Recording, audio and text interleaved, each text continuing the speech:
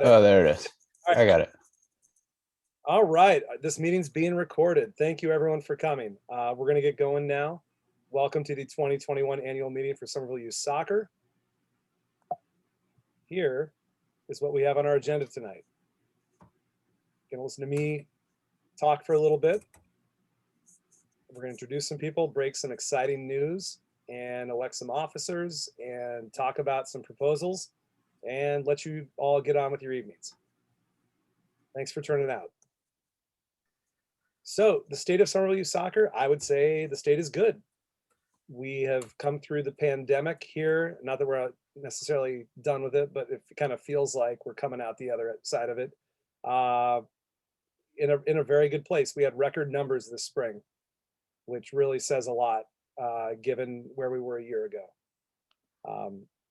As parents have told different board members, I've heard it from a lot of grateful parents, soccer was a really important outlet for their kids during this, for their mental health, for their physical health. It was, for a lot of kids, the only chance they had to see other kids during this. So everyone involved, whether you are a board member, a coach, a parent, thank you for helping make this happen. It was really important. We're coming out of this in good financial shape, and that's kind of a minor miracle too. It's due to some really good flexible planning in the springtime that saw us reduce our spring expenses down to close to zero. And to the generosity, as we'll get into, the generosity of a lot of our members who opted to not request refunds in the spring, which really put us in good shape financially. We've seen our membership growth continue here despite the pandemic. We'll get to that in a second too. And we are having, I think a lot of that is the fruit of our DEI outreach efforts that we've been doing. You know, we don't have data for years and years ago. We only have the data from this year, but as we'll get to, we've achieved our first goal, which is making us look like Somerville Youth Soccer League and not, you know, as I used to joke, Davis Square Youth Soccer League. We have some challenges ahead of us. You know, more teams, we keep adding players, we're adding teams. That means more demand for coaches and more demand for fields. You know, how are we coping with a field shortage that we'll talk about shortly? How are we finding new coaches, bringing them in, keeping them coaching with us? It's a big challenge. Continuing our DEI progress, we're going to talk a lot about this tonight. It's a big challenge for us, and one that I think we're well positioned to meet going forward. And then finally, leadership succession planning. You know, who's running the show after this? We've had a pretty consistent board now for about 3 years. There's some change happening. I'm done in about a month. We have a number of board members whose kids are moving on, and there's going to be some change felt. We have a new executive director who we're going to introduce to you tonight. But it's you know, I think of it as good change. These are positives, but it's going to you know, there will be bumps along the way, and we'll have to just figure it out as an organization. So who's ready for some good news? We have some graphs here that are should bring a smile to your face. You know, against the backdrop of dropping participation in youth soccer nationally, we've seen our numbers soar here in Somerville. And I want to remind you, 2021 is during a global pandemic, and that's what our spring registrations now look like. We've seen year-on-year growth for the third straight year now, and I expect it to keep going.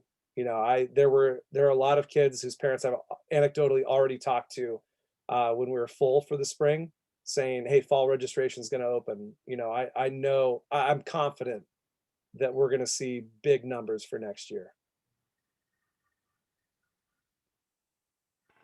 For the first time ever, we collected demographic data on our members, on the kids who are registering. It's important. I believe in a data-informed approach, and it was really important to, you know, if you want to benchmark this stuff and figure out how we're actually doing, it's important to have actual numbers on this. So for the first time, we have numbers. This is what we look like right now. I'll just let this sink in for a second. It may not be what a lot of people expect, to be honest. There's still a perception of us that's out there that I think differs from reality about who plays soccer with Somerville Youth Soccer. We did have, a decent percentage decline to answer, and that's fine. The donut hole in the middle is represented by those who declined to answer. The percentages there are out of those who answered. So, having seen that, here's where that fits into where we're at. We've actually achieved something pretty big here. We're officially more diverse than our city. And that, we should feel good about that. But we also should feel driven to meet that second goal there.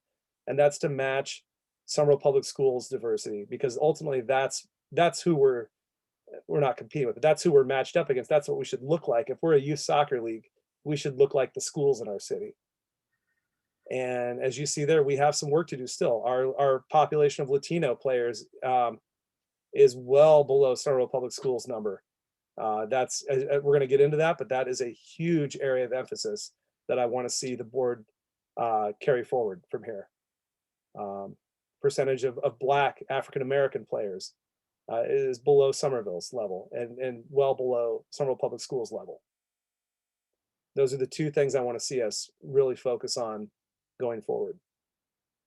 But I do think it's important to stop and take note of what we've achieved and feel good about that, but not feel like the job is done at all. There's a lot of work to do still. This is what we look like in the spring. This is how our registrations broke down by age, and then within that, by gender. And if you are quick at math, you're going to see that girls represented a very healthy percentage of our players, very healthy. At the travel age, for a while, it was 50-50. There was a late surge in some boys registrations that pushed it a little in the boys' favor, but for a while it was 50-50 split. You'll notice a huge number of 2T players.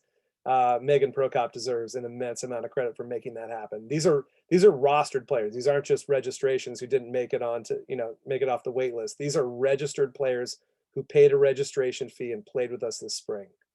That 2T number is off the charts.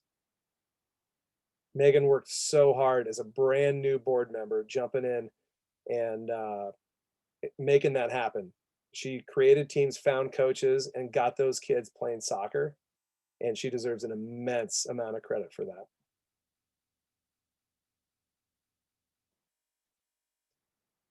This is one that means a lot to me. I would like to think it would mean a lot to me if I didn't have two daughters, but I have two daughters, so this one is particularly personally meaningful to me. This is girls' participation rates at the travel ages, historically. As you can see there, we're seeing a huge increase in the number of girls who are sticking with soccer and keeping playing, once they come out of the in-town leagues. And we're going to talk in a little bit about how to improve on that even more. I believe that just because you're doing something well doesn't mean you can't do it better. And we're going to talk about how we might do this even better as the meeting goes on here. Finances. Rob, you're our treasurer. Would you like to talk about finances for a second? Sure. Let me just digest this slide for a second. Yeah, so we're in pretty good situation. As you can see, operating balance is 125K. Majority of there's 40K that we withdrew in 2020, early 2020, basically essentially right when COVID hit, to sort of put us in a good footing because we weren't sure what refunds were going to look like. So $40,000 is probably going to go back to the rainy day fund to get us up to 120K. A big thing we worked on in 2020 was a new budget model. So that was pretty big. We've tried to work on budgets in the past, but that never really worked out in terms of us consistently trying to implement it. So hopefully with the new ED, we can get some, good traction on that. And we should thank Greg Jenks for his work with the budget model. It really helped us as we made some tough decisions, right? Definitely. And it made some of our decisions a little bit easier too. Next slide. Here's what we want to talk financials. Yeah. So as we know, 2020 was an unusual year. But luckily we didn't have as many refunds as we were anticipating. So our sports engine income, basically essentially our fall 2020 registration numbers were great. And let's see, so in terms of expenses, essentially all the buckets that we have here all went down compared to the prior year. There wasn't any huge surprises besides, the 2020 registration refunds. Our equipment went down, the expenses for that, so that was expected.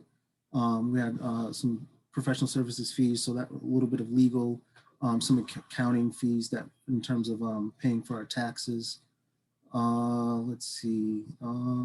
Another big thing was we didn't have to pay for, well, in 2019, we essentially paid out over $50,000 for a roving academy trainers between 2 seasons. So that number dropped drastically, mainly because obviously COVID, but also because we decided to sort of bring on someone more in-house. That number is going to go up a little bit, but not to the tune of $50,000, definitely not.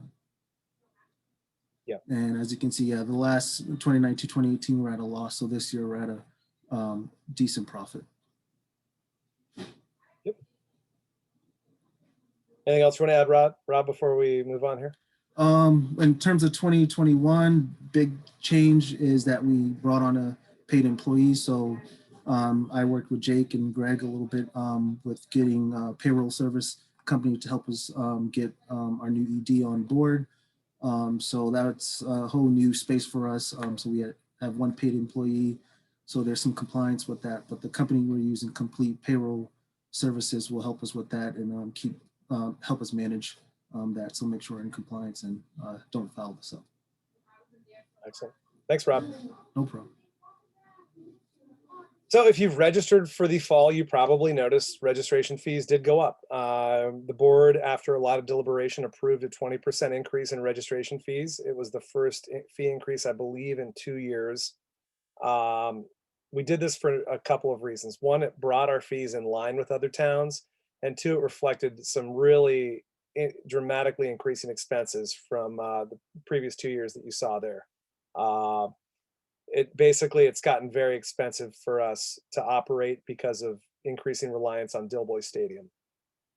It's a very expensive field for us, even subsidized. Still, $56 an hour adds up very quickly. And then secondly, just because of uncertainty about who will be our academy training coaches going forward. We got exceptionally lucky with Coach Dean. We don't know that we're going to get that lucky again going forward. It was a prudent thing in the board's view to bring our registration fees up to where other towns are at. For a long time, we've been from a very good place, have been driven to keep our fees very, very low.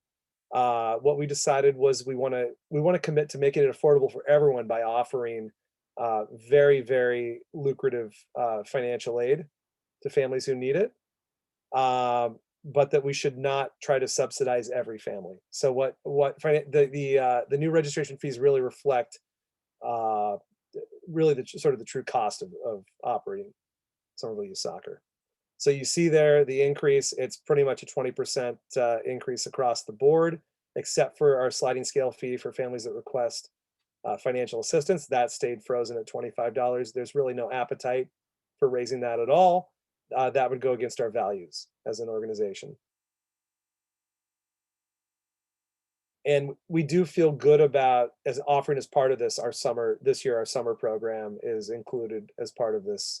So yes, the rates are going up. You're getting to play summer soccer if you're around for free as part of that. Fields. It's been a very, very rough spring fields wise, and it's about to get more painful, as you'll see in a second. there's been really increased demand for fields here in Somerville. There's a new startup for-profit.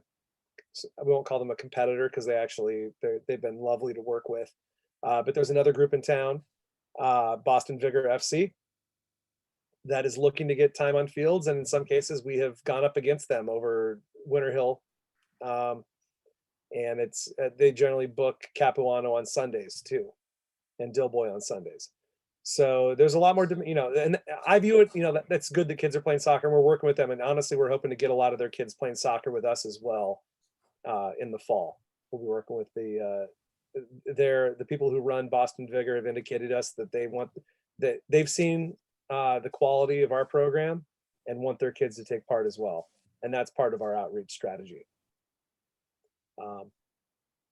Lincoln Park, as we were just talking about, if you joined early, Lincoln Park's in rough shape. I don't know that it's going to survive the season yet again. We've had to give it back to the city with time left in our season.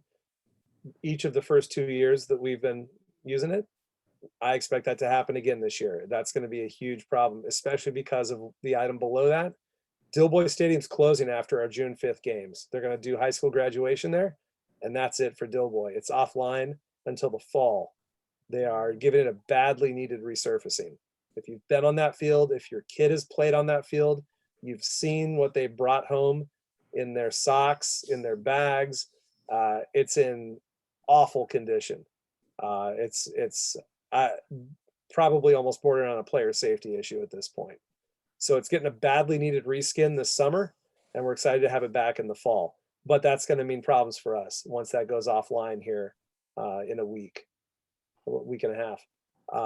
It's going to create a lot of issues for us with practices because we have, we were hoping for more hours at FOS. We got basically, we got eight weeknight hours a week and 2 Saturday hours at FOS. That's it. Largely because of the increased demand for fields in Somerville. A lot of programs that typically run in the fall ran in the spring and asked for hours there, and they gave a lot of hours to adult leagues because it's operated by the DCR, not the city of Somerville. So they don't use there's not the same hierarchy of priority the city of Somerville has. So we'd love it if FOS eventually comes under city control, city operation like Dilboy, where we would have priority over adult leagues. FOS is particularly important for us because an increasing percentage of our players hail from East Somerville, and it's a big ask for them to go all the way across town in rush hour to Dilboy, and FOS is very nicely positioned there for a lot of our families, which was why we sent that out. If you were there tonight, thank you for showing up at the rally for highway justice. It's a big deal for us as an organization because so many of our kids are from East Somerville who have to cross the McGrath to get to FOS Park. If I can editorialize for a second, that's a player safety issue for us, having our kids cross that really busy state highway. So you'll hear more from us on how we as an organization can speak out and advocate for our kids, but keep your eyes peeled for more on that. In terms of our goals for fields, we have a couple goals. One is, you see there, we despite some tough field situations, we're able to achieve the first one.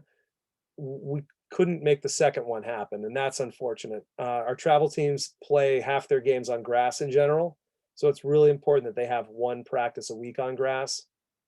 We don't have the inventory of grass fields to make that happen.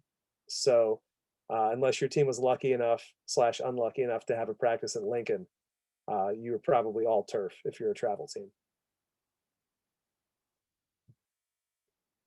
Fields projects. This is where things get rosier in a hurry. As we mentioned, Dilboy Stadium's going offline on June 9th for a summer renovation. It should be back online in the fall with a brand new surface. It should be excellent. Conway, I asked for an updated timeline from the city today. I haven't heard back. They were hopeful it could happen by the end of the year and be back online. So probably for us, that would mean a spring 22 access. We typically don't get many spring hours because it is baseball's home field, but sometimes we can get practices there at least. So we're hopeful Conway would be online in the spring. Healy Field, that is due to come online. Construction's begun there, and it's summer 2022. It's a U12 turf field coming to central Somerville. So that's great news. And the recently named Rivas Field, that's the Somerville High Field. If you didn't hear the news, they've named it after an Olympian from Somerville. And fun fact, that's the first, I have trouble believing this, but they say that's the first thing in Somerville named after a person of color, which is, if true, is wild. But yeah, Rivas Field, just saw it today. It's expected to be online next fall. That is really big for us because it will alleviate the crush on Capuano, our most used field.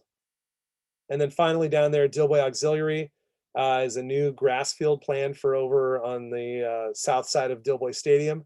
It'll have lights. It's supposed to have good drainage. We just don't know the status of that right now. The project that went out to bid was only for the stadium. So we're waiting for some clarification for that with the city.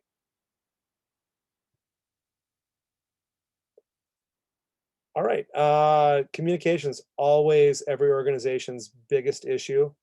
A big point of emphasis for us. We had 1,923 total players the last 2 club years. We try to use Sports Engine really strategically. We try to make sure that communication is targeted so that every email a parent gets is relevant to them. Because if we blasted out stuff like back in the day we used to do when we were less able to target communications, what you see is people tune out, right? If it's a bunch of noise, they're not going to pay attention. The goal is that every email pertains to the person opening it. And we feel like we're generally able to do that. We're also trying to up our game on social media. You probably noticed a big uptick in Instagram posts. I think that is reflected in the increased number of followers we have on Instagram. Facebook, regardless of how we all feel about Facebook, it is an important means of communication with the public. We probably need to up our Twitter game. Twitter's probably, despite being my personal favorite, social media wise, is probably our most neglected. That's where we are in terms of that. Promotion, always an issue for us. How do we get our name out there? It's still remarkable after all we've done. I still run into people that don't know about Somerville Youth Soccer. So, in addition to the things you see there, back when we're able to have events again. I saw Carnival is coming back to East Somerville, but it's not the old Carnival, as Corey could attest. It's a different. There's no parade. They're not going to be booths. We won't be able to set up like we have in the past. But someday soon, summer streets are happening again. Corey, did you have something to say? Okay, sorry. You look like you were about to say something about Carnival. The big one is going to be our DEI outreach committee. We're going to talk about that in a little bit, but I think that's how we make our hay with in terms of growing the organization. We had another really good year of volunteer recruitment. We ended up with coaches for every team, which there's always a 1 or 2 week period where I lose sleep at night. Like there's a team that doesn't have a coach. What are we going to do about that? It just falls into place. The team I worried about the most going into the start of the season is the coaching staff that I'm probably most enamored with right now. It's a G4 Gray team that has Emma's recently out of college, Hanson is in college, Lucy is in high school, and they are a wonder to watch. Those girls have a blast, and it's a credit to those coaches. And I couldn't be happier with how that came together. But yeah, we're trying to get the word out. Somerville's got all these young people here in our city who play soccer. How can we keep them involved? Coaching soccer is a great way to do that.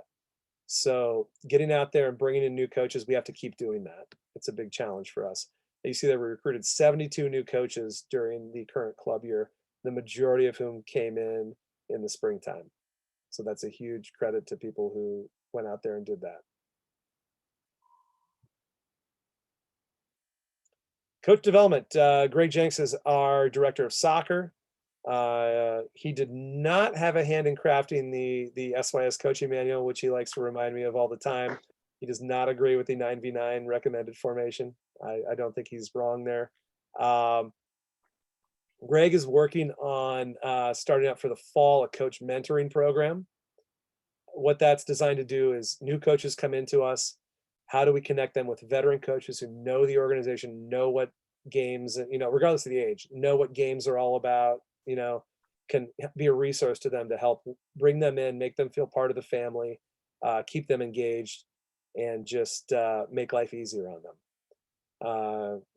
Greg, do you want to talk about this? I'm talking over your slide here. Do you want to say anything? I think you covered it well, boss. No, obviously, the coaches are the lifeblood of our organization in a serious way. Obviously, along with our players. So anything we can do to support them, as Jake mentioned, the recent inflow of young folks who want to give back and coach has been tremendous. We'd like to pick up on that and support them as best we can. I do still owe Corey a coaching clinic for this season, which I apologize we haven't yet got to. But other than that, everything else is on track. The manual is a good resource that we share with all incoming coaches, and it has not just tactical advice on formations and other things, but also drills and things of that nature. So, we really do encourage folks, particularly if you have young kids coming into the league, don't be afraid to take on coaching a team. We'll certainly support you. We're not expecting you to be Pep Guardiola, just, direct the traffic and help the kids have a good time, grow a love of the game. That's what it's all about. And you never know, if you get interested in it, we'll certainly support you going for grassroots licensing licensing badges, things of that nature. So we need you. We appreciate everything that you do, and we'll support you in every way that we can. And then in particular, come the fall, very excited to launch the mentoring program. Thanks, Greg. Yeah, Greg's come in. He's done a great job with that. He took on the extra work of both director of coach development and director of player development, consolidated under the director of soccer title. So it's a very grandiose way of describing cat herder in chief for player development and coach development. There you go. For better or worse, we are still in MISL. It's our travel league. To their credit, they've been fairly reasonable with some flexibility this spring. We still have not given them official notice of exploration about leaving. We've been threatening to do so for years. It's the same old story. We would love to be members of a league that looks more like us. It's a different game in the suburbs than it is in urban areas. And we would love to have games closer to us, games that we could take the T to. And this is a real one, against teams with similar demographics to ours. It's a real thing that, the stories I hear about are players of color getting jeered disproportionately when they're on the ball, the farther north you go. It sounds insane to think that happens, but it does. Our kids are aware of it. It makes me angry, but that's the situation that we're in. We would love to try to form an urban Boston Youth Soccer League. Maybe that's something I can work on, when I'm done. I've been talking about this for a year or two. I've been pretty immersed in my work here with Somerville Youth Soccer. I haven't really been able to explore this as much as I would like. Maybe if I have time on my hands here after June 30th, I can actually delve into that a little more. But yeah, that's where we are travel week wise. All right, the first big thing for those of you who got lured in by promises of big announcements, we are going to have new uniforms in the fall, very different uniforms. We're partnering with Puma and We Got Soccer. Our kids will be wearing Puma kits starting the fall. We did this for a number of reasons. It's a huge upgrade quality-wise over the current uniforms. We think it'll be a really improved customer experience. Hopefully, We Got Soccer has better information security than Challenger Teamwear did. For those who don't know, Challenger Teamwear had a data breach a couple of years ago that made my life hell, both as an administrator and as someone whose card got hacked and used for unauthorized use. We Got Soccer is they're one of the better ones out there. They're located in Rentham. They're local. They can do very rapid, almost on-demand printing of uniforms for us if needed. That's a huge step up from the current system where we often wait at least 2 weeks, if not 3 weeks, for a kit. We can go pick them up if necessary, as opposed to waiting for them to be shipped from Kansas. We're very excited about this. It's part of a new, I just signed it today, a multi-year deal with Puma.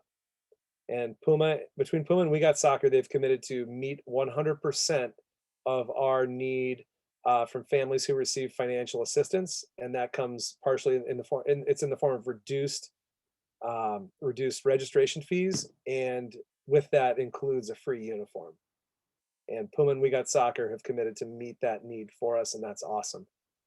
And we're saying we will not change our uniforms until 2024 at the earliest. It's been a long-standing thing where we've gone with the same uniform for a number of years. We want to give families the security of knowing you won't have to buy a new uniform every year unless your kid, grows like crazy. We don't want it to be our fault that you have to buy a new uniform every year. That's what I'll say. Here's what we're going to look like. We're going to be wearing, our travel teams will be wearing Puma Liga 25 kits. We're going to launch. We want to sort of phase people in. These are pricier than the current ones that we have right now. We recognize that. We want to kind of let people wade into this a little before taking the full plunge. We're going to launch with a white shirt, blue shorts, white socks combination in the fall. We expect that kit to cost around $54. Don't quote me on that. It's a ballpark figure. And we're looking into things like free shipping for families who order in the first month once this launches, to try to incentivize that.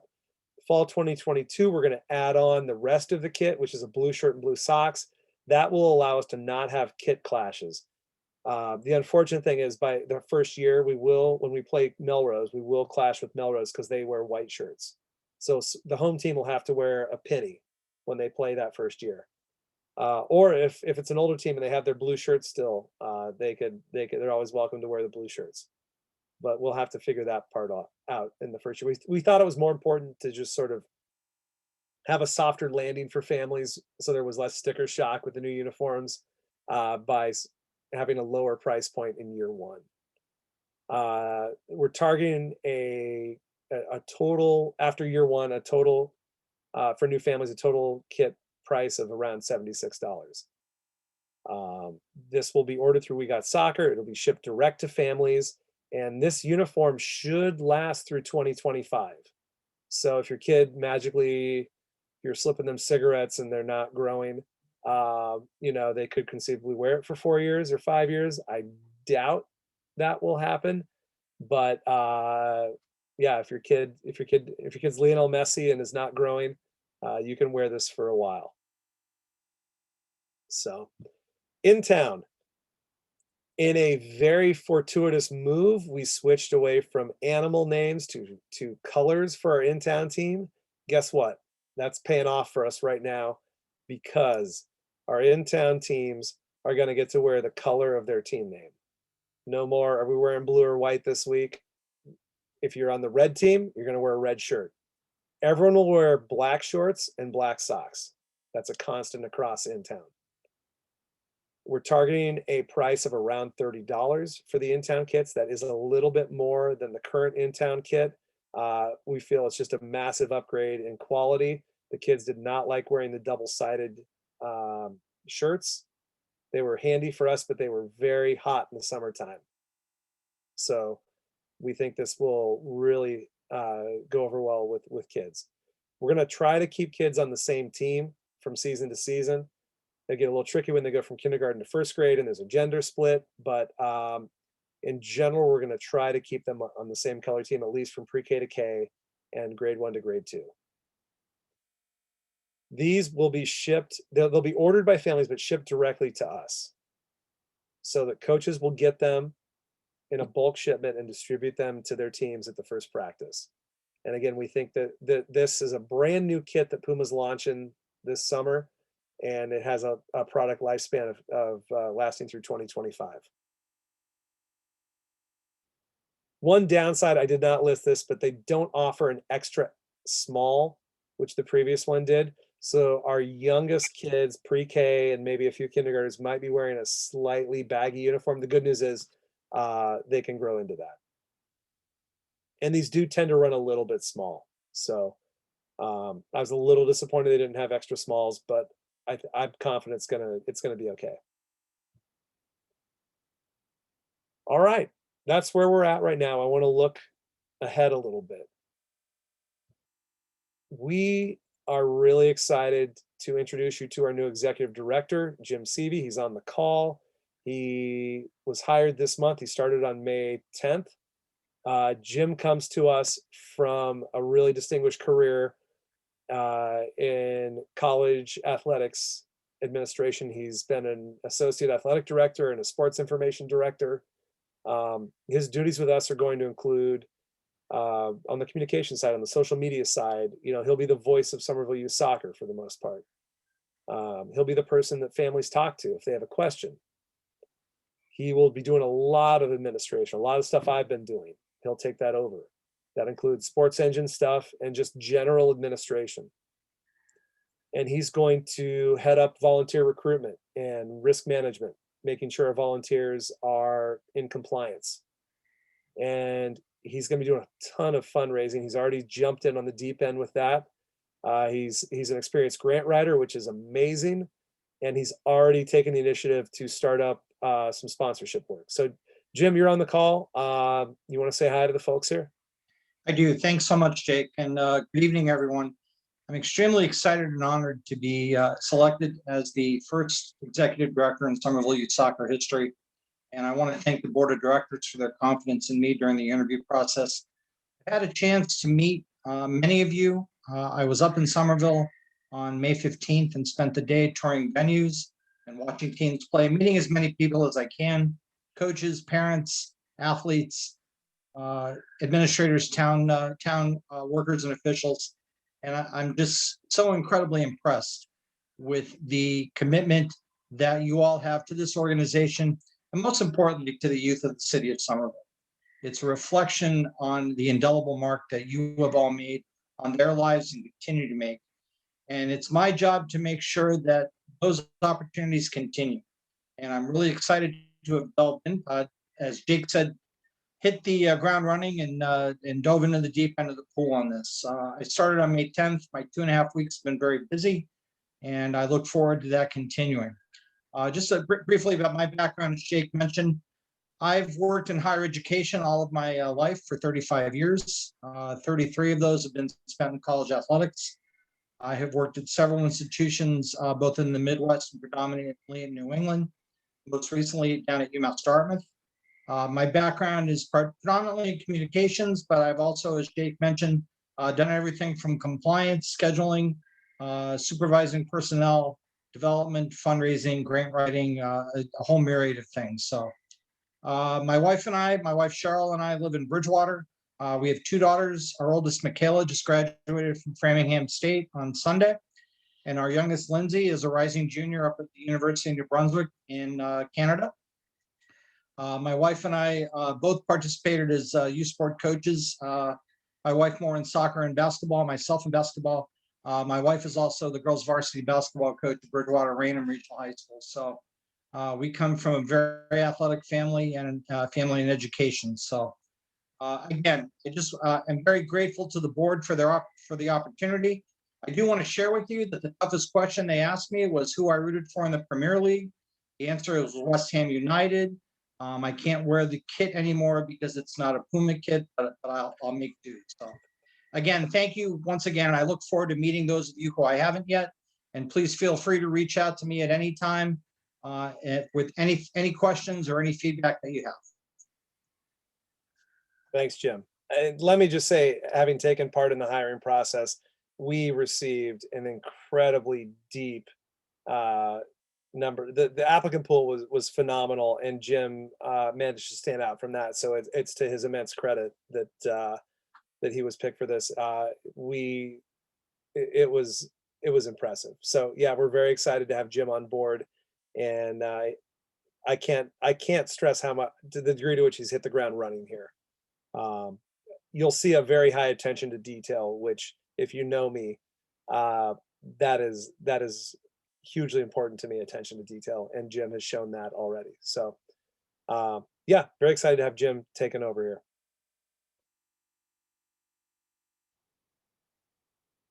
Next bit of big news. Yes, Ben, we're going to talk about Puma now. Ben was concerned we were underselling this. This, I just today I signed this. We just signed a 6-year agreement with Puma worth $150,000 to our organization. That's money that's on our end, not money we're paying anyone, money that is coming to things that are coming to us. Puma, for those who don't know, is moving their North American headquarters to Assembly Square here in Somerville. That is really, really excellent news for us. As you see in that photo there, you can see their new headquarters. Apparently, I'm told the jumping cat part of the logo was added recently to that. This photo is from the 15th, so it's not in there. You can see their headquarters from some of our fields. We're really excited to have them as partners. They have shown a real interest in coming into their new community and getting involved and being a part of it. Here's how that $150,000 breaks down. This is what they're going to give us. Like I mentioned earlier, they're providing uniforms to all of our Somerville Youth Soccer families who are receiving financial assistance. That's a huge weight off of our organization's shoulders. That's typically between a $5,000 and $7,000 a year expenditure that we've spent in the past that we're not going to have to spend. That's going to impact our bottom line right there. They are providing, I think, up to 50 units of footwear for our toddler players coming in. It's a tough size to find in terms of cleats. We've had good success with cleat swap. And with the older ages, toddlers are really tough age to find. And they've committed to provide more than the number of families who are requesting financial assistance. So that's great news. They want to outfit our coaches. They want our coaches head to toe in Puma. They understand that the coaches' jackets that we have that we all love currently are Adidas. So they'll be spending some money in year one to try to get us out of those Adidas Somerville Youth Soccer coaches' jackets into some Puma apparel.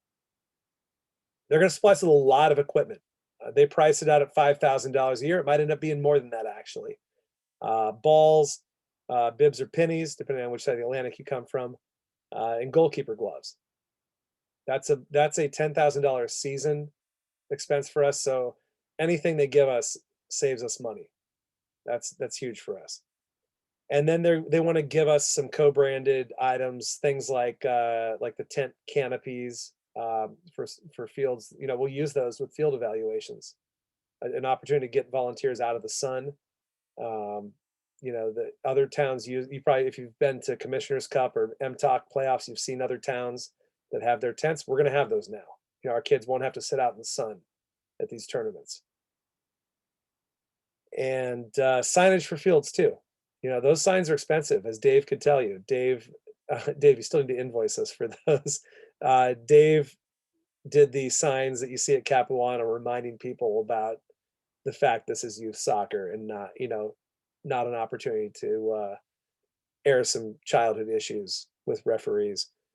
They're going to donate some items to us for auctions, raffles, contests, events. We're hashing out details. We'd love to run a Somerville Youth Soccer 5K. If you've had any involvement in a 5K, you know those can be big money makers for organizations. Somerville there are a lot of them in Somerville. The trick is going to be finding a spot on the running calendar. We'd love to do a Somerville Youth Soccer 5K. And it meshes really well with just our raison d'etre of, you know, our kids are soccer players. They need to be running. So that's one we're excited to try to figure out down the road. And then Puma's told us that we can have future board meeting once we're meeting in person again. Board meetings, coaches meetings, annual meetings. This meeting could take place at Puma next year. And then finally, they're telling us they want to encourage their employees to volunteer with us. You know, they could be looking at a lot of Puma employees in Somerville, especially once they relocate here. It'd be great to have some of those young employees volunteering with us as coaches. And then here's obviously Puma, while being generous, is not doing this purely out of the goodness of their own hearts. We are giving them something in return. Our administrators and coaches are going to be wearing Puma apparel. Will be a good advertisement for them and what they're doing for us. We're giving them exclusive rights to spirit wear. So in other words, shirts that say Somerville Youth Soccer, hoodies, those sorts of things. There will be a huge variety of those for sale in our We Got Soccer shop. And if Puma doesn't make something, we can sell it through other means, through our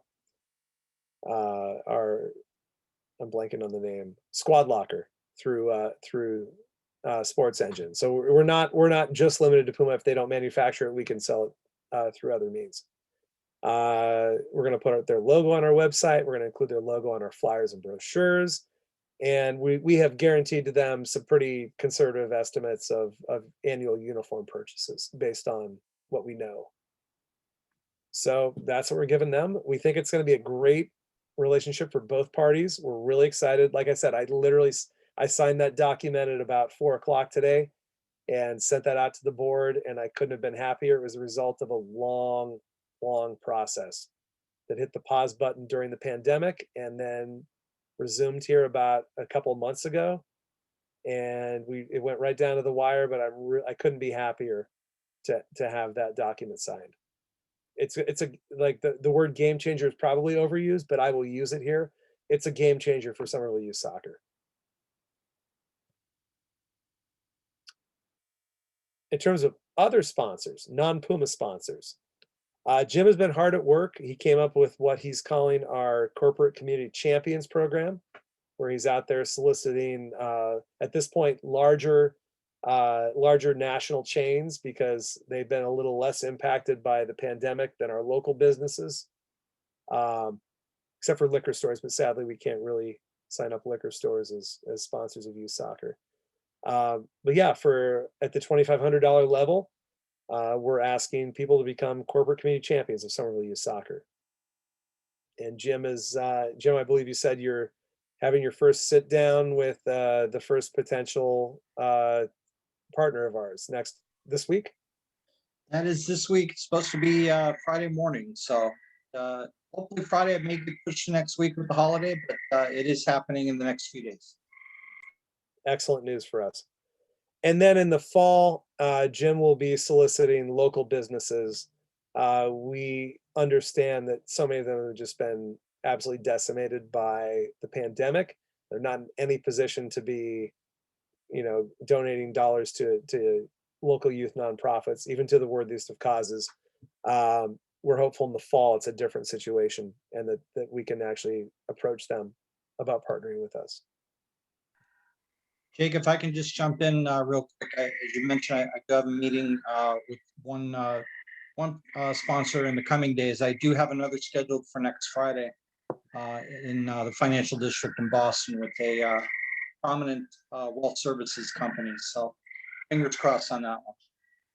And I did, as I shared with Jake earlier, I had a very great conversation this morning with Michael O'Connor, who's the owner and president of We Got Soccer, who's a longtime friend, and let him know of my new position with the organization. And they're incredibly excited to be partnering with us as well.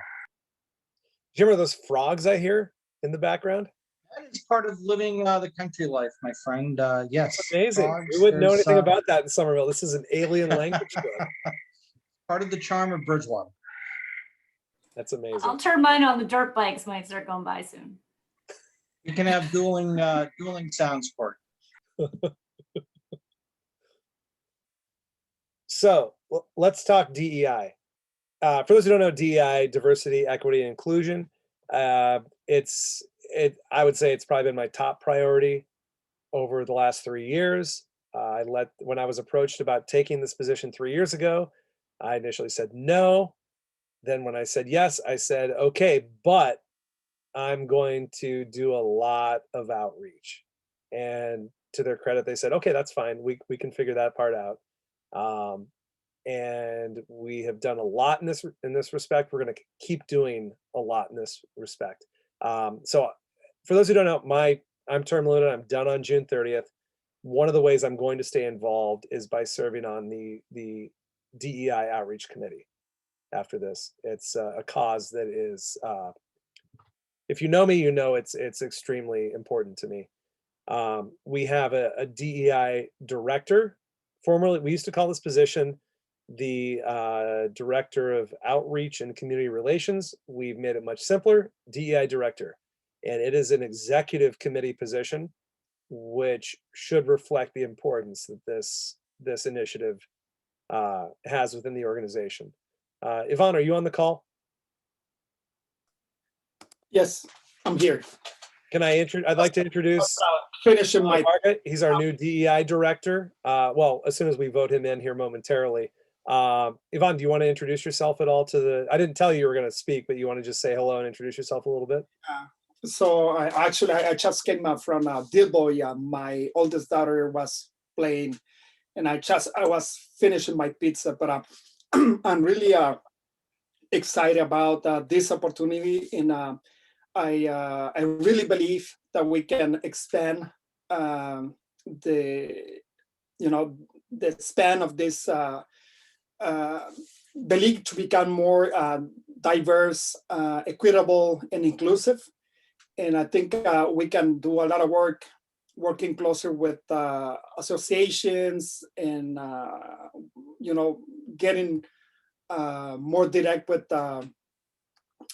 different immigrants associations. So I'm really excited to work with the league. I have 3 kids. The 3 of them, they are part of soccer, and so our lives evolve around soccer all the time. So we have soccer every single day, and I'm pretty happy to do the work like this. The soccer league will be closer to what the city of Somerville is, which is a pretty diverse community. Yeah, I'm so excited to have Yvonne on board. He was one of the people that I first thought of when we talked about this, the conversations I had, he was the first name that came out. I was so excited that he agreed to do this. And this committee that we're looking to form here, and actually we're already 4 strong, and we're looking to add to that. I think it's going to be, I don't want to overuse the term game changer, but I think we're looking to make it a game changer in Somerville, and I'm excited to work with them myself. We're going to expand on our work with the Somerville Public Schools Family and Community Liaisons. If you don't know them, they are an absolutely invaluable asset to our city. They do so much. They know so many of these families. They know who should be playing soccer. They know which kids are into it. They're huge resources for us. And I feel like we've only scratched the surface with them.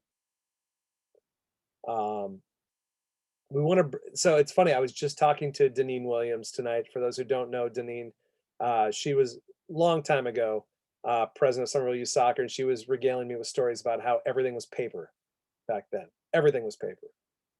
And I said, you won't believe this, but we're going back to paper. We need some amount of paper registrations for the, electronic is great in concept, but for some families, it's gotta, you need the paper form.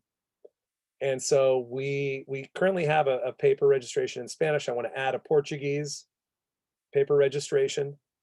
And honestly, we should add a Haitian Creole registration form as well. If Somerville Public Schools does those communications, those 4 languages, we should do that as well. We should be following Somerville Public Schools' lead here in terms of our languages. And then so the committee will be, one of the things we're going to do is get those out there, get them back, get them entered into the system.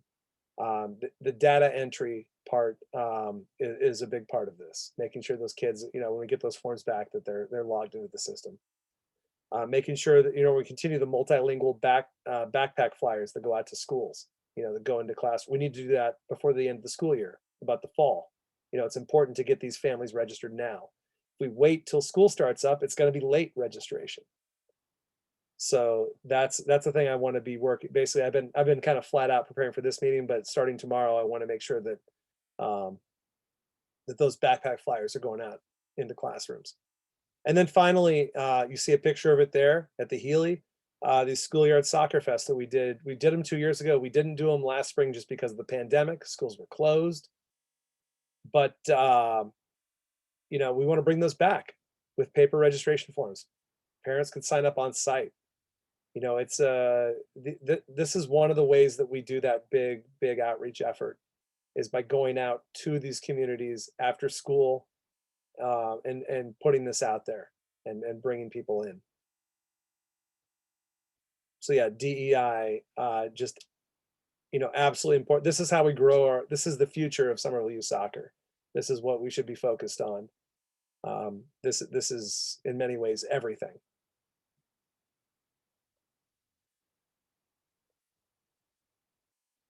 All right. Oh, that's funny. I kept the old title from last year. It should be election of 2021-22 officers. So the way it's going to work is, if we don't have any contested elections that we know of, if anyone wants to nominate themselves to run against the slate, we can deal with that as it comes up. If there are no contested elections, we'll just do a vote by acclamation. If we do have any contested elections, we'll vote on those individually. If anyone's interested in running for anything, these are our vacant positions right now. We will be reaching out to our membership, looking to get willing volunteers for these things. The good news is the vast majority of positions are, you know, they do have a nominee at this point. I almost said filled. They're not filled yet. We have to vote on them. But the vast majority have a nominee. But yeah, if any of you on here are interested in these, we're going to send out job descriptions to our community tomorrow. But this is what we're looking to fill. This is our slate. As you see there, we have 5 of the 7 executive committee positions. We have nominees already. The others you see there. That's our slate. I'll give everyone a second to process this, and then we will. Do we have any nominations for any positions?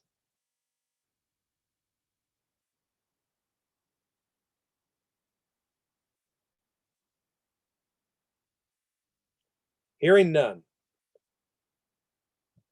We'll vote on this. All in favor of approving, I need to update that. It should be 21-22. All in favor of approving the board of directors slate, say aye. Aye. Aye. Aye. Opposed? Hearing none, the ayes have it. The slate is approved. We will work on filling those vacancies starting tomorrow. Old business. If you've been on previous meetings like this, you'll have seen these before. Our rec program, we've talked about this for years. I'd love to get this going. I know it would keep more kids playing soccer. Travel soccer is not for everyone. The reality is we are at the mercy of our field situation. If we get the new field at the high school, whose name I'm blanking on, I should know this, but I literally just heard it for the first time 3 hours ago. Revis. What is it? Revis. Revis. Revis Field. When Revis Field is online, that's a total, that changes everything. I'm not going to say game changer again, but it will change everything. Grade 3+ recreational program, suddenly doable once we have that. So we will table this one. We'll come back to it. Hopefully when we, after we have a new field. We had tabled this last year. I'm not sure that we're in any better position on this one after a pandemic. We'll probably punt on this one. Again, the Jamboree style is recommended by US Youth Soccer. We had a good discussion about it. The team building aspect definitely takes a back seat when we do this. I think it makes sense to table this for a year until we come back and see what things look like post-pandemic.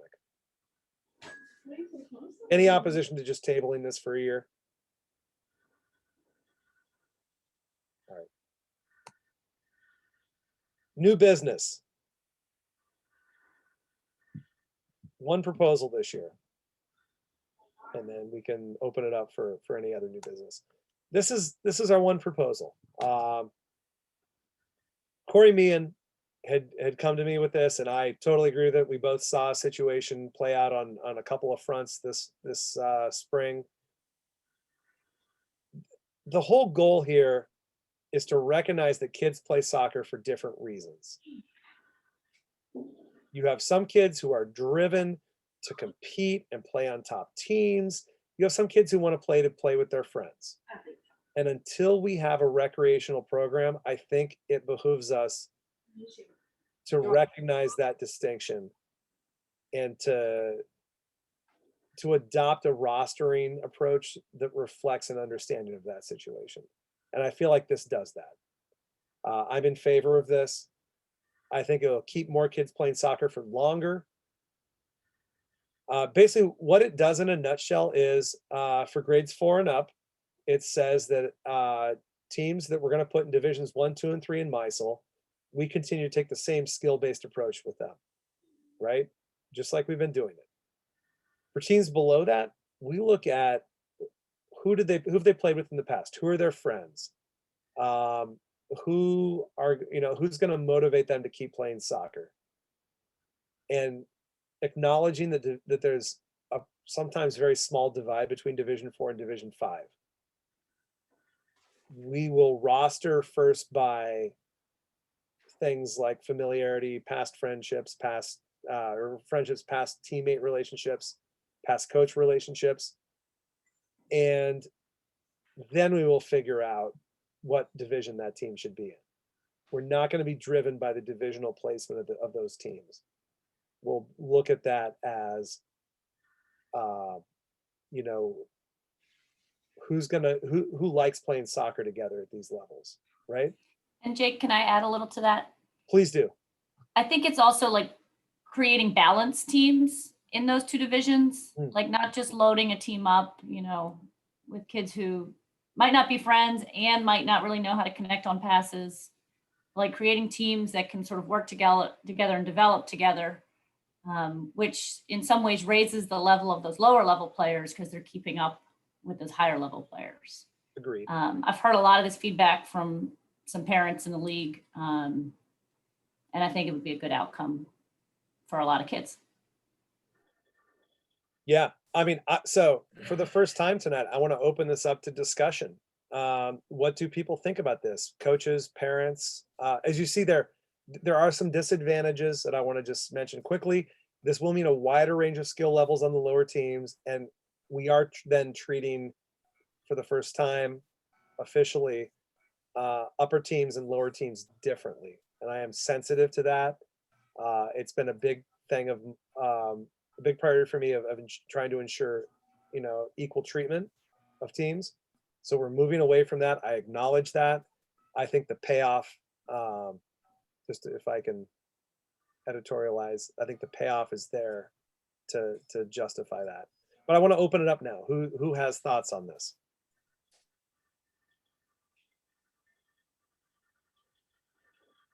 Question is 4th grade too early, 5th grade? 4th grade and up, it's really going to be felt mostly at the 5th. Kids that have been in pro for. Sorry, Dave. You cut. I thought you were. What were you saying? You cut out for a second there.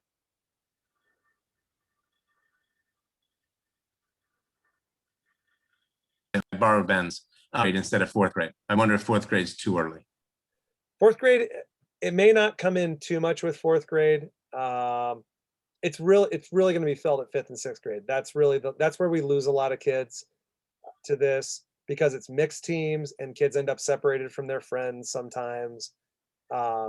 It's really, 4th grade, I included 4th grade on there because you don't want to do it to 3rd grade, because you tend to start some teams in Division 4 in the fall who, are driven, by competition and that, grade 4, I think, is when you start. I mean, maybe we want to start it. Maybe we'll say it's only for grade 5 and 6, like narrowly for 5 and 6.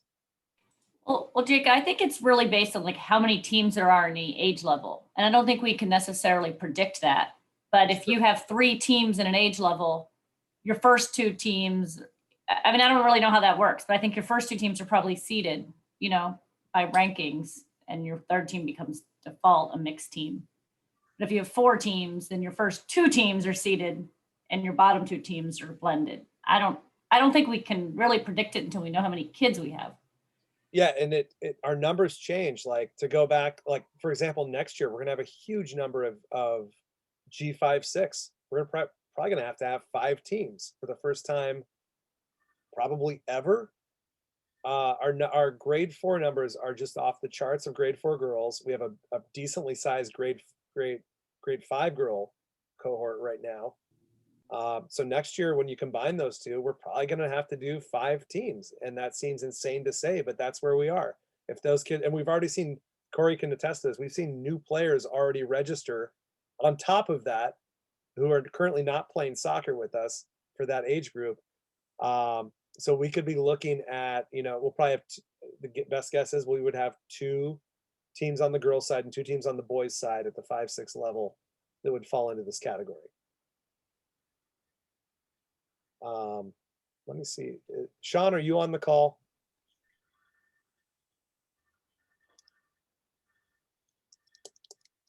I don't think he's on. I saw him tonight at the rally, the Highway Justice rally. I'm texting him.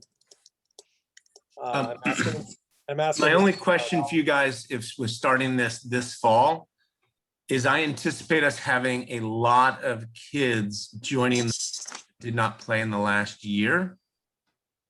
And we might not be able to rank them appropriately because we don't have good data. And are we putting them way below where they should be because of our new approach, because they didn't play in the past year? I mean, I think there might be a lot of kids that fall into that category. Yeah, there could be. We know if those kids come to us and they don't make a field evaluation, we know what happens. Those kids end up put on like the lower teams, right? So this doesn't necessarily change that approach at all, right? Yeah, I mean, we're gonna be figuring out a lot of stuff. I think it'll keep kids playing soccer, and that's really ultimately what we're about, right?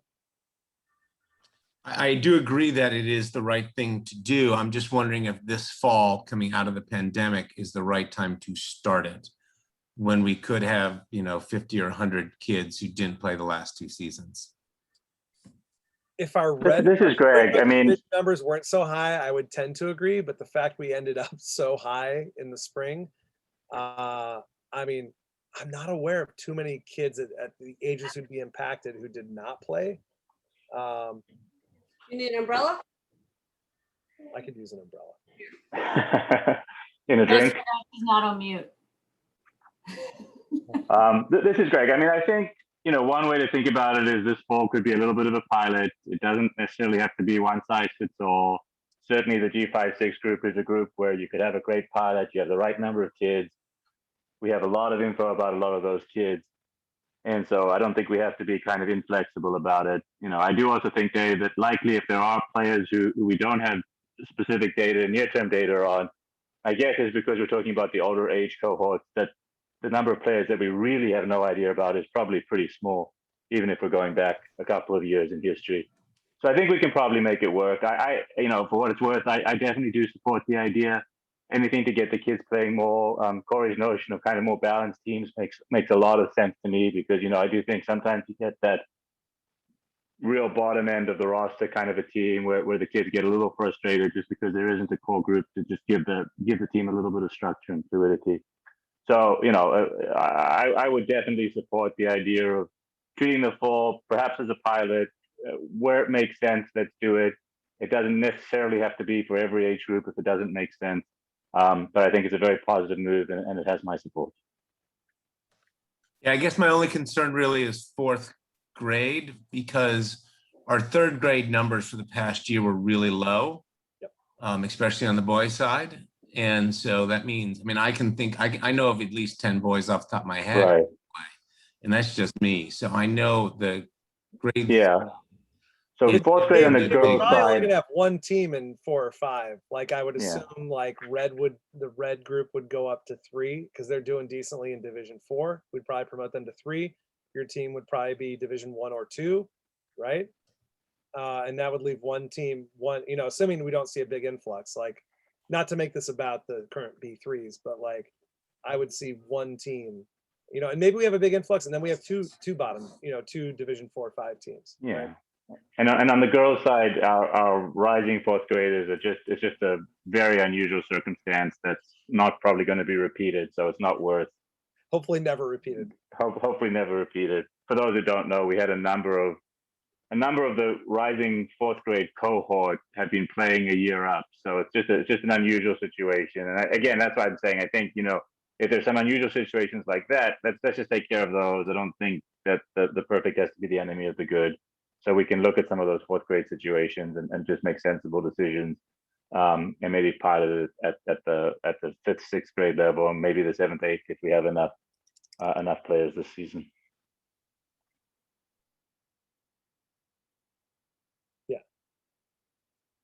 And again, this is really going to hit mostly at the 5th and 6th grade level. I think the other thing to just remember, to Greg's point, is it's kind of a pilot, but it just gives age coordinators a little flexibility as they set those rosters. Yep. So I'm the grade 5, 6 age coordinator for girls, for folks who don't know that. And it's my first season doing it. It's been a challenging season. And being dictated to like rank these kids by their rank, it didn't feel good. It didn't make great teams. And I think it gives us more flexibility to create teams that can have fun. And that's what we should be trying to do.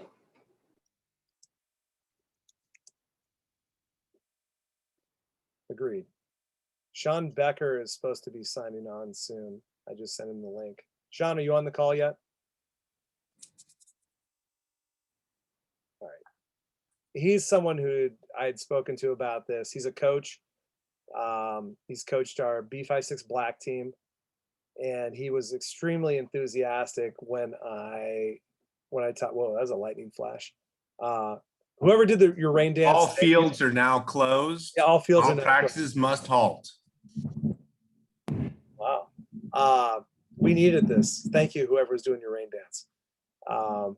But yeah, in lieu of Sean being on the call, he, this is something that I think would have really changed his experience the past, this season and last season. I think he would have had a much more positive experience, and his players would have too. So.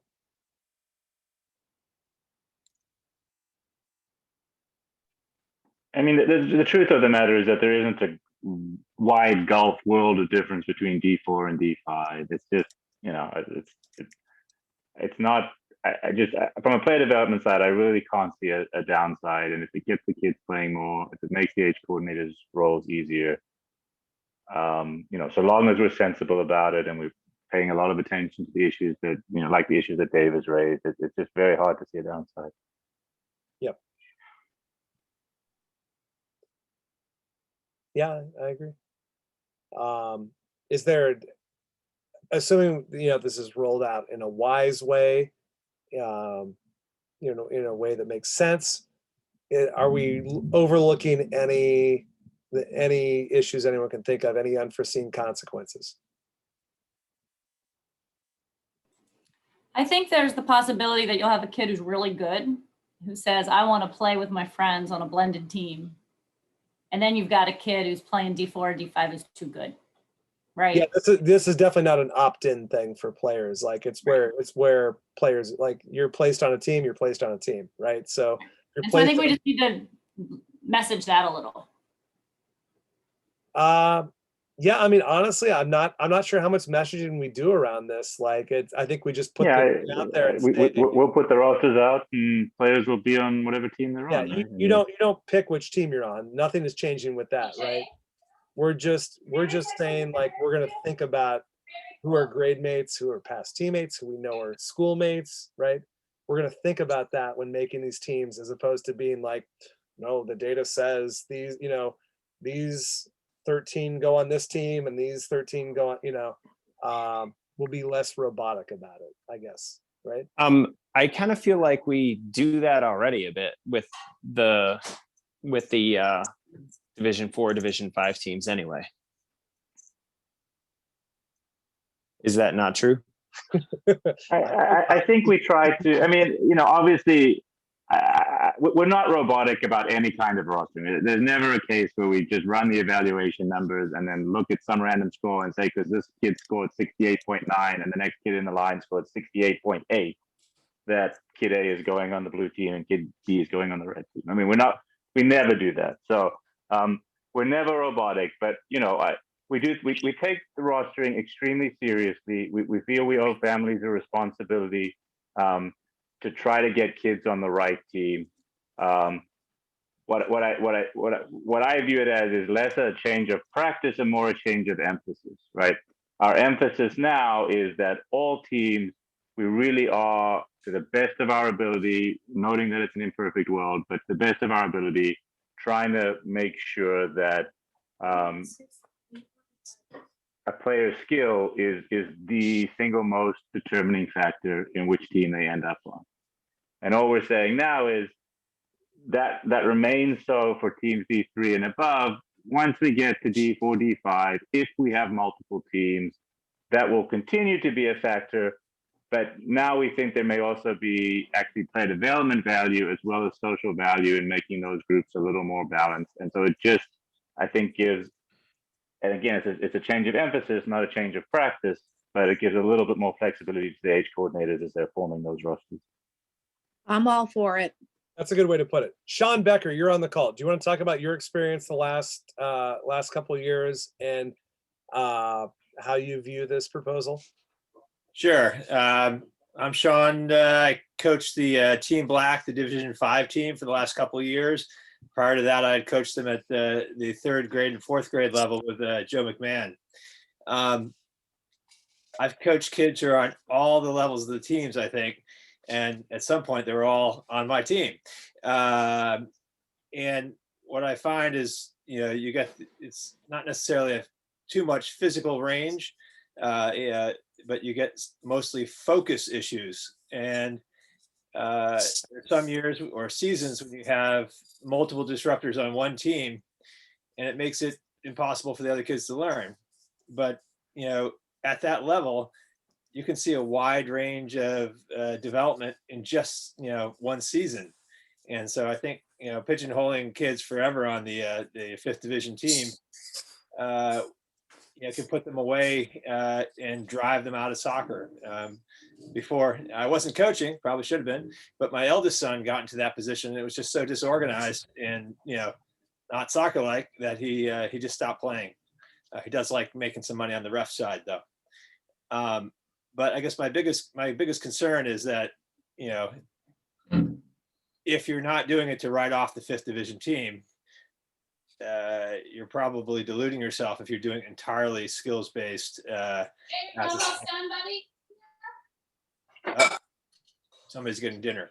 All right. I thought it was you. I thought you were being asked if you were almost done. No, my dinner's downstairs. I signed up. I didn't realize this was on.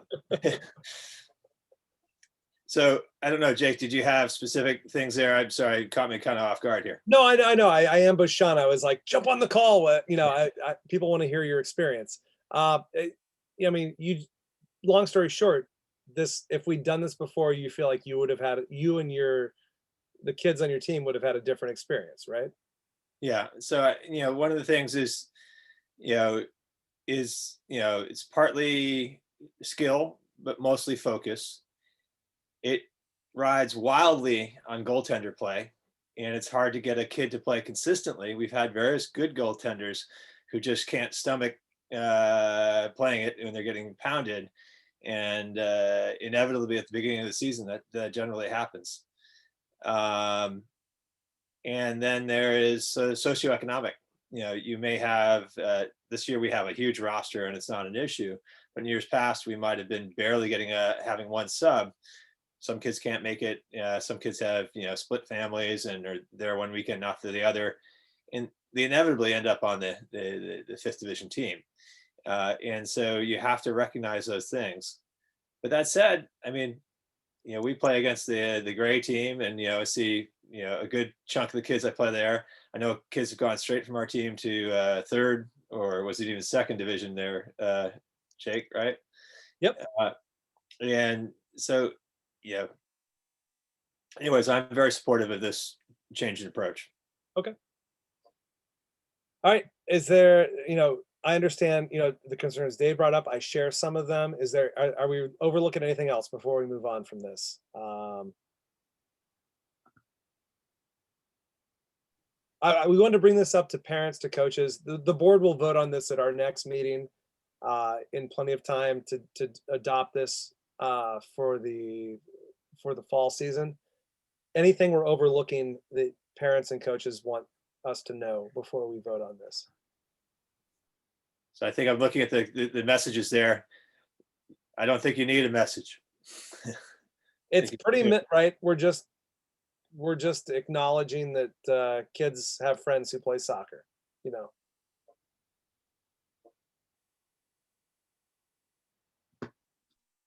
All right. Anything else on this before we roll on?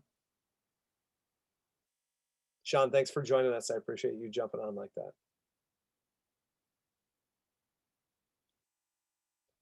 All right. Any other new business we want to bring up here? We have 6 minutes left. If anyone, hopefully no one filibusters for 6 minutes, but anything anyone wants to bring up? Anything, how are we feeling about things?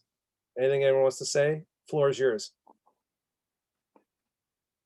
I'll take the floor for a minute, if I may. I think we've been incredibly lucky over the last several years to have presidents with the organization who have acted selflessly, given extremely generously of their time, and each one in their own way has moved the organization significantly ahead of where it was when they took office.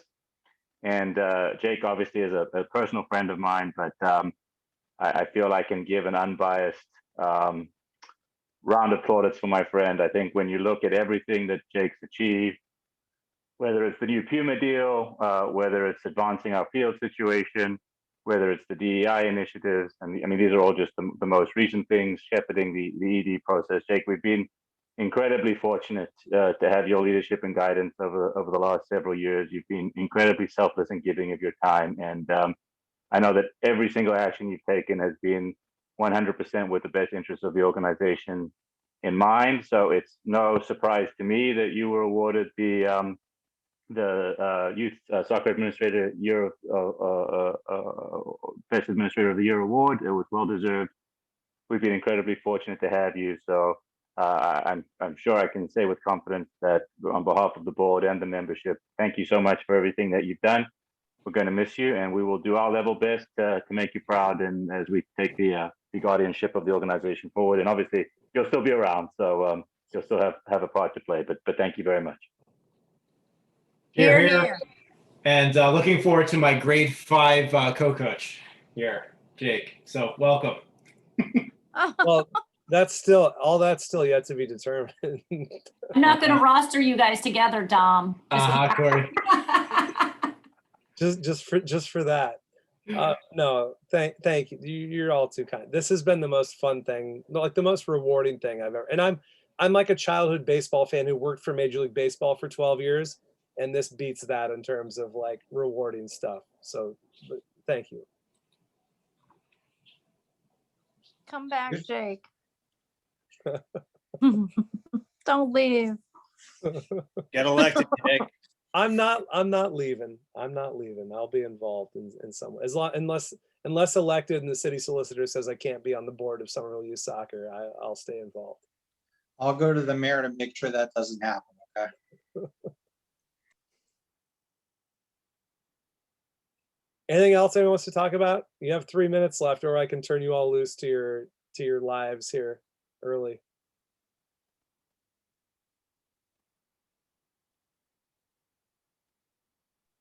Someone should run for president. Everybody should go home and think about that. Yeah, we do need I think the first person to speak is sort of obligated to take it on, right? We do need a president. I mean, and I will say the role is so doable. I know we've made it progressively scarier and scarier as we've gone on, but I promise I will. The job description is going out. It's embarrassingly light. You're basically a figurehead. You sign things and run board meetings. That's the job of the president, going forward because of what Jim's coming in and already doing. We need someone just who knows the organization with vision and the ability to run a board meeting and sign documents. That's it. Like, you have layers of protection. This will not suck up your life the way it sucked up other people's lives. Like, there are layers of protection built in now. Like, please, if you have any interest in this, get in touch. For that, or we need a clerk. Anyone can be a clerk. Our board meeting, well, I can't promise going forward because I won't be running them, but over the last few years, I think people can attest, we have structured board meetings that end on time. You will not regret joining this board. If you want to be a clerk, requires no soccer experience, just the ability to take minutes, pretty much. We need a clerk, we need a president, we need a few other things. But yeah. All right. It's 9:29. Anything else? Thank you all. Good night. Thanks everybody for tuning in. Thank Good you, night, Jake. everyone. Good night. Thanks so much. See you soon.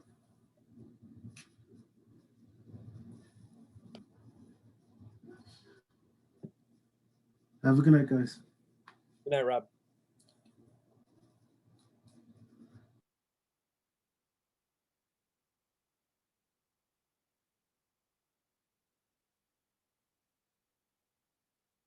It's just us, Jim.